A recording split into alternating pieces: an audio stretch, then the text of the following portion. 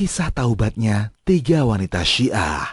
Bismillahirrahmanirrahim. Semoga salawat dan salam tercurah atas Nabi dan Rasul termulia, junjungan kami Nabi Muhammad sallallahu alaihi wasallam beserta keluarga dan para sahabatnya.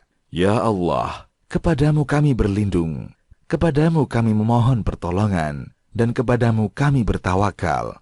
Engkaulah yang memulai dan mengulangi. Ya Allah, kami berlindung dari kejahatan perbuatan kami, dan minta tolong kepadamu untuk selalu menaatimu, dan kepadamulah kami bertawakal atas setiap urusan kami.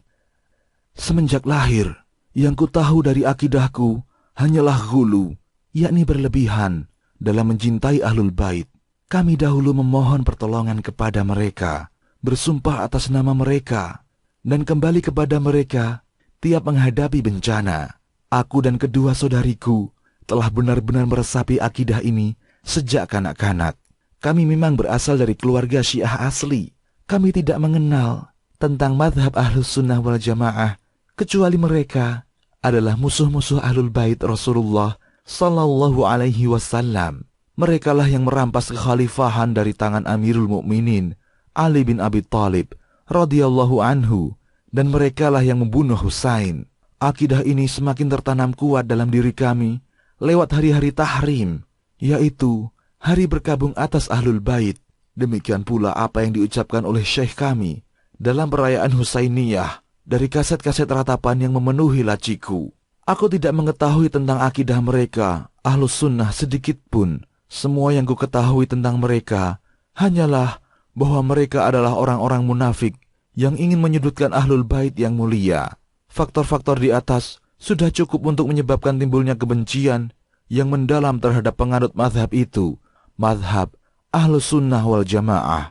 Benar, aku membenci mereka sebesar kecintaanku kepada para imam. Aku membenci mereka sesuai dengan anggapan Syiah sebagai pihak yang terzalimi. Keterkejutan pertama, ketika itu aku sedang duduk di sekolah dasar. Di sekolah aku mendengar penjelasan bu guru tentang mata pelajaran tauhid.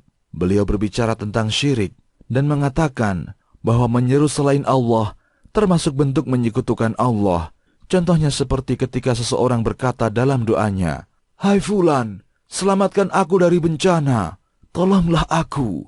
Lanjut bu guru, maka kukatakan kepadanya, "Bu, kami mengatakan, ya Ali, apakah itu juga termasuk syirik?" Sejenak kulihat beliau terdiam. Seluruh murid di sekolahku dan sebagian besar guru-gurunya memang menganut mazhab Syiah.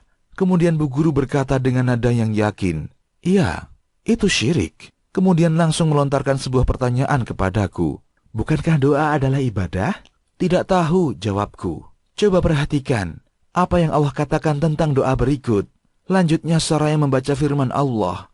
Dan Tuhan berfirman, "Berdoalah kepadaku, niscaya akan kuperkenankan bagimu. Sesungguhnya orang-orang yang menyombongkan diri dari menyembahku akan masuk neraka jahanam dalam keadaan hina dina." Quran Surat Ghafir ayat 60. Bukankah dalam ayat ini Allah menjelaskan bahwa berdoa adalah ibadah, lalu mengancam orang yang enggan dan takabur terhadap ibadah tersebut dengan neraka? Tanyanya. Setelah mendengar pertanyaan tersebut, aku merasakan suatu kejanggalan. Aku merasa kecewa. Segudang perasaan menggelayuti benakku tanpa bisa kuungkapkan. Saat itu, aku berangan-angan, andaikan aku tak pernah menanyakan hal itu kepadanya. Lalu kutatap dia untuk kedua kalinya. Ia tetap tegar laksana gunung. Waktu pulangku tunggu dengan penuh kesabaran. Aku berharap barangkali ayah dapat memberi solusi atas permasalahanku ini. Maka sepulangku dari sekolah, kutanya ayahku tentang apa yang dikatakan oleh bu guru tadi. Ayah serta-merta mengatakan bahwa bu guru itu termasuk yang membenci Imam Ali. Ia mengatakan bahwa kami tidaklah menyembah Amirul Mukminin. Kami tidak mengatakan bahwa dia adalah Allah, sehingga gurumu bisa menuduh kami telah berbuat syirik. Jelas ayah. Sebenarnya, aku tidak puas dengan jawaban ayahku, sebab bu guru berdalil dengan firman Allah. Ayah lalu berusaha menjelaskan kepadaku kesalahan mazhab Sunni, hingga kebencianku semakin bertambah, dan aku semakin yakin akan batilnya mazhab mereka. Aku pun tetap memegangi mazhabku, madhab Syiah, hingga adik perempuanku melanjutkan karirnya sebagai pegawai di Departemen Kesehatan. Sekarang, biarlah adikku yang melanjutkan ceritanya. Setelah masuk ke dunia kerja, aku berkenalan dengan seorang akhwat Ahlus Sunnah wal Jamaah. Ia seorang akhwat yang multazimah, yakni taat dan berakhlak mulia. Ia disukai oleh semua golongan, baik Sunni maupun Syiah. Aku pun demikian mencintainya dan berangan-angan andai saja dia bermadhab Syiah. Saking cintanya, aku sampai berusaha agar jam kerjaku bertepatan dengan jam kerjanya, dan aku seringkali bicara lewat telepon dengannya usai jam kerja. Ibu dan saudara-saudaraku tahu betapa erat kaitanku dengannya. Sebab itu, aku tak pernah berterus terang kepada mereka tentang akidah sahabatku ini. Namun kukatakan kepada mereka bahwa dia seorang Syiah, tak lain agar mereka tidak mengganggu hubunganku dengannya. Permulaan hidayah. Hari ini, aku dan sahabatku berada pada shift yang sama. Kutanya dia, mengapa di sana ada Sunni dan Syiah, dan mengapa terjadi perpecahan ini? Ia pun menjawab dengan lembut, "Ukhti, sebelumnya maafkan aku atas apa yang akan aku ucapkan. Sebenarnya, kalianlah yang memisahkan diri dari agama. Kalian yang memisahkan diri dari Al-Quran, dan kalian yang memisahkan diri dari Tauhid." Kata-katanya terdengar laksana halilintar yang menembus hati dan pikiranku. Aku memang orang yang paling sedikit mempelajari madhab di antara saudari-saudariku. Ia kemudian berkata, "Tahukah kamu bahwa ulama-ulama kalian meyakini bahwa Al-Quran telah dirubah-rubah, meyakini bahwa segala sesuatu ada di tangan imam, mereka menyekutukan Allah, dan seterusnya, sembari menyebut sejumlah masalah yang kuharap agar ia diam, karena aku tidak mempercayai semua itu."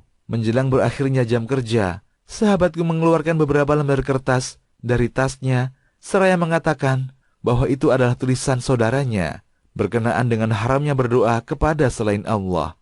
Ku ambil lembaran-lembaran tersebut, dan dalam perjalanan pulang, aku meraba-raba sambil merenungkan ucapan sahabatku tadi. Aku masuk ke rumah, dan ku kunci pintu kamarku.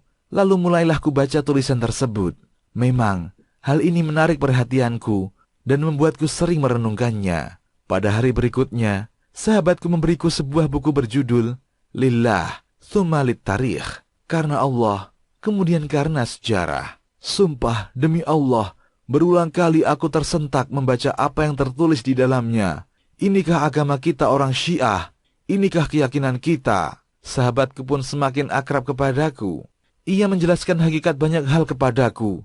Ia mengatakan bahwa Ahlus Sunnah mencintai Amirul Mukminin dan keluarganya. Benar, aku pun beralih menganut madhab Ahlus Sunnah tanpa diketahui oleh seorang pun dari keluargaku. Sahabatku ini selalu menghubungiku lewat telepon. Bahkan saking seringnya, ia sempat berkenalan dengan kakak perempuanku. Sekarang, biarlah kakakku yang melanjutkan ceritanya. Aku mulai berkenalan dengan akhwat yang baik ini. Sungguh demi Allah, aku jadi cinta kepadanya karena demikian sering mendengar cerita adikku tentangnya. Maka begitu mendengar langsung kata-katanya, aku semakin cinta kepadanya. Permulaan hidayah. Hari itu, aku sedang membersihkan rumah dan adikku sedang bekerja di kantor. Aku menemukan sebuah buku bergambar yang berjudul Lillah, Tsumma Lit-Tarikh. Aku pun membukanya lalu membacanya. Sungguh demi Allah, belum genap 10 halaman, aku merasa lemas dan tak sanggup merampungkan tugasku membersihkan rumah. Coba bayangkan, dalam sekejap, akidah yang ditanamkan kepadaku selama lebih dari 20 tahun hancur lebur seketika. Aku menunggu-nunggu kembalinya adikku dari kantornya. Lalu kutanya dia, "Buku apa ini?" "Itu pemberian salah seorang suster di rumah sakit," jawabnya. "Kau sudah membacanya?" tanyaku. "Iya, aku sudah membacanya, dan aku yakin bahwa madhab kita keliru," jawabnya. "Bagaimana denganmu?" tanyanya. "Baru beberapa halaman," jawabku. "Bagaimana pendapatmu tentangnya?" Tukasnya, "Kurasa semua ini dusta, sebab kalau benar, berarti kita betul-betul sesat dong," sahutku. "Mengapa tidak kita tanyakan saja isinya kepada Syekh?" pintaku. "Wah, ide bagus," katanya. Buku itu lantas kukirimkan kepada Syekh melalui adik laki-lakiku. Kuminta agar ia menanyakan kepada Syekh apakah yang tertulis di dalamnya benar, ataukah sekedar kebohongan dan omong kosong. Adikku mendatangi Syekh tersebut dan memberinya buku itu. Maka Syekh bertanya kepadanya, "Dari mana kau dapat buku ini?" "Itu pemberian salah seorang suster kepada kakakku," jawabnya. "Biarlah ku baca dulu," kata Syekh, sembari aku berharap dalam hati agar kelak ia mengatakan bahwa semuanya merupakan kebohongan atas kaum Syiah. Akan tetapi, jauh panggang dari api, kebatilan pastilah akan sirna. Aku terus menunggu jawaban dari Syekh selama 10 hari. Harapanku tetap sama. Barangkali aku mendapatkan sesuatu darinya yang melegakan hati. Namun selama 10 hari tadi, aku telah mengalami banyak perubahan. Kini, sahabat adikku sering berbicara panjang lebar denganku lewat telepon. Bahkan ia seakan lupa kalau mulanya ia ingin bicara dengan adikku. Kami bicara panjang lebar tentang berbagai masalah. Pernah suatu ketika, ia menanyaiku, "Apakah puas dengan apa yang kita amalkan sebagai seorang Syiah selama ini?" Aku mengira bahwa dia adalah Syiah dan dia tahu akan hal itu. "Kurasa, apa kita berada di atas jalan yang benar?" jawabku. "Lalu apa pendapatmu terhadap buku milik adikmu?" Tukasnya. Aku pun terdiam sejenak. Lalu kataku, "Buku itu telah kuberikan ke salah seorang syekh agar ia menjelaskan hakikat buku itu sebenarnya. Kurasa ia takkan mampu memberimu jawaban yang bermanfaat. Aku telah membacanya sebelummu berulang kali dan kuselidiki kebenaran isinya. Ternyata apa yang dikandungnya memang sebuah kebenaran yang pahit." Jelasnya, aku pun menjadi yakin bahwa apa yang kita yakini selama ini adalah batil. Lanjutnya, kami terus berbincang lewat telepon dan sebagian besar perbincangannya itu mengenai masalah tauhid, ibadah kepada Allah, dan kepercayaan kaum Syiah yang keliru. Tiap hari bersamaan dengan kepulangan adikku dari kantor, ia menitipkan beberapa lembar brosur tentang akidah Syiah, dan selama itu, aku berada dalam kebingungan.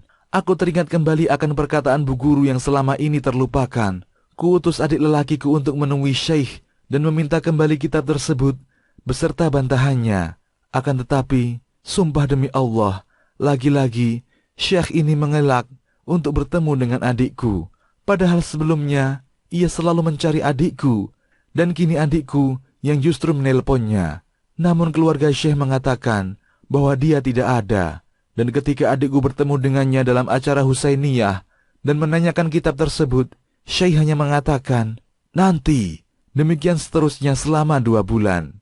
Selama itu, hubunganku dengan sahabat adikku lewat telepon semakin sering, dan di sela-selanya, ia menjelaskan kepadaku bahwa dirinya seorang Sunni, alias Ahlus Sunnah wal Jamaah. Dia berkata kepadaku, "Jujur saja, apa yang membuat kalian membenci Ahlus Sunnah wal Jamaah?" Aku sempat ragu sejenak, namun ku jawab, "Karena kebencian mereka terhadap Ahlul Bait." "Hai ukhti, Ahlus Sunnah justru mencintai mereka," jawabnya. Kemudian ia menerangkan panjang lebar tentang kecintaan Ahlus Sunnah terhadap seluruh keluarga Rasulullah Sallallahu Alaihi Wasallam. Beda dengan Syiah Rafidhah yang justru membenci sebagian Ahlul Bait, seperti istri-istri Nabi Sallallahu Alaihi Wasallam. Benar, kini aku tahu tentang akidah Ahlus Sunnah wal Jamaah, dan aku mulai mencintai akidah yang sesuai dengan fitrah dan jauh dari sikap ghulu, yakni ekstrim, jauh dari syirik, dan jauh dari kedustaan. Kebenaran yang sesungguhnya mulai tampak bagiku, dan aku pun bingung, apakah aku harus meninggalkan agama nenek moyang dan keluargaku, ataukah meninggalkan agama yang murni, ridha Allah dan jannahnya. Ya, akhirnya aku pilih yang kedua, dan aku menjadi seorang Ahlus Sunnah wal Jamaah. Aku kemudian menghubungi akhwat yang solihah tadi, dan kunyatakan kepadanya bahwa hari ini aku terlahir kembali. Aku seorang Sunni, alias Ahlus Sunnah wal Jamaah. Akhwat tersebut mengucapkan takbir lewat telepon. Maka seketika itu, melelehlah air mataku. Air mata yang membersihkan sanubari dari peninggalan akidah Syiah yang syarat dengan syirik, bid'ah, dan khurafat. Demikianlah, dan tak lama setelah kami mendapat hidayah, adik kami yang paling kecil, serta salah seorang sahabatku, juga mendapat hidayah atas karunia Allah Subhanahu wa ta'ala. Saudari-saudari kalian yang telah bertaubat. Demikian, Allahu a'lam. Kisahmuslim.com. Kisah penggugah jiwa.